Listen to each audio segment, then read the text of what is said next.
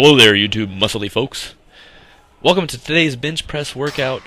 My heavy set today was 190. You'll see here I hold the bar a little bit too much at the top, and then maybe one of the reps I feel like I was too low in how the bar came down in terms of the north and south on my torso. Like it was below my clavicle significantly.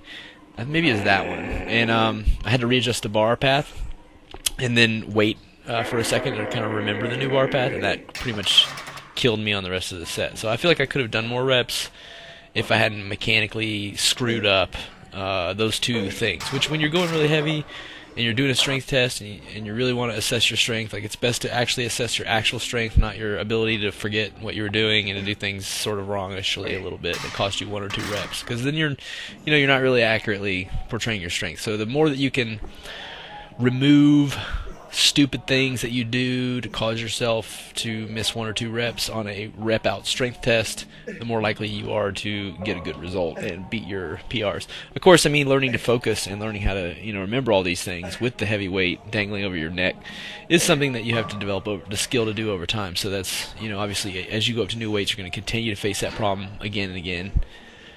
So it's not the end of the world. It is the name of the game, but by particularly focusing on those things and reassessing them and remembering them after each set, you can really kind of fix the problem and kind of overwhelm those tendencies, with improvement, basically. But yeah, on the way in the gym today, I ran into a good friend who's also been a colleague in certain ways. I've done personal training sessions with him and written a program for him. So I've always kind of advised him on, if you got limited time, because he's got a super busy life, family obligations and stuff, that if you got limited time, even if you can only, I told him once, like, if you even go in and just did your squats and went right home, it's worth it to actually go all the way to the gym for that. Like the set of squats is going to be enough. If you shouldn't just do that for no reason if you could do more, but if you can't do more, go in and there and do a heavy set of squats, and then go home, whatever, or your main movements or whatever for the day. And so anyway, I see him, he's leaving, and he's like got kind of a family issue that he has to leave and tend to, that kind of is going to interfere with his training for the day. And he's like, luckily though, I got all my big movements in, is what he said on the way out, and he looked pretty relieved with that being the timing of when he got the call to leave was after he'd already done his big movements. So when you think of it that way, like, he really, with that mentality, has done himself a great service, because when he is able to get that much work volume in, probably like bench, squat, deadlift, I didn't really ask, but he said the big movements, plural, so there must have been more than one, and if you did at least one, it was probably worth it to go, because that really does bring your frequency up. In fact, there's some people that say that you could do, I work out personally with weights 4 days a week, and I do 3 days a week of cardio, and I overlap, I have one of them that doesn't overlap. It's like a cardio only day, so that I can kind of have some days where I lift weights and don't do cardio. But one a leg oriented day that I do that with, and one torso oriented day that I do that with, where I only lift weights on that day.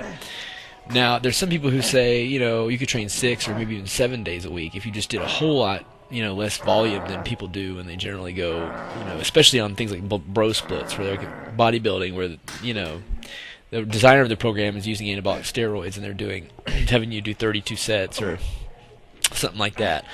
Those kind of workouts are not for the person who's got a life scenario that's not going to allow them to just sit in the gym. Like, they got to have some sort of a. I mean, I could personally experiment with whatever, because of the fact that as a personal trainer, I am at the gym, even on days when I'm not even working out. So, like, allows me to add a cardio extra day. Like, allows me to kind of do. Honestly, I could split cardio apart in different parts of the day with not that much of a modification, like from the weight training, with not that much of a modification of my schedule.